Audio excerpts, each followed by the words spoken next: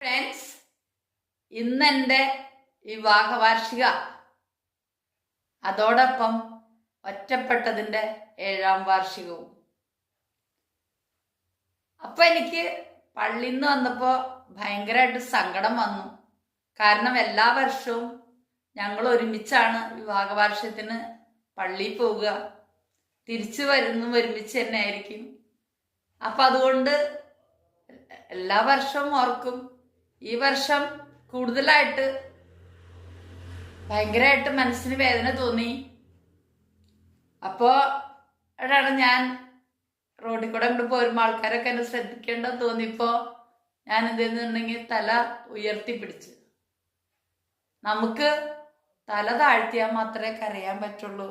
തല ഉയർത്തിപ്പിടിച്ചിട്ടുണ്ടെങ്കിൽ നമുക്ക് കരയാൻ പറ്റും. അതുപോലെ തല താഴ്ത്തി ചിരിക്കാനും പറ്റില്ല. അപ്പോൾ നമുക്ക് തല ഉയർത്തി സന്തോഷത്തോടെ ജീവിക്കുക. തല താഴ്ത്തി ദുഃഖിച്ച് നടക്കുന്നതിലും എത്രയോ മഹത്തരമാണ് തല ഉയർത്തിപ്പിടിച്ച് സന്തോഷിച്ച് നടക്കുന്നത്.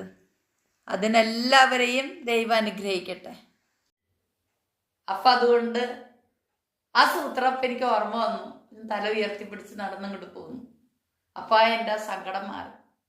അപ്പം അത് നിങ്ങളുമായിട്ട് പങ്കുവെക്കാമെന്ന് വിചാരിച്ചു. ചിരിച്ചുകൊണ്ട് ജീവിതം തള്ളി നീക്കണോ, കരഞ്ഞുകൊണ്ട് എരിഞ്ഞു തീർക്കണോ എന്ന് നമുക്ക് ഓരോരുത്തർക്കും തീരുമാനിക്കാം. കണ്ണുള്ളപ്പോൾ ഒരിക്കലും കണ്ണിൻ്റെ വില അറിയില്ല.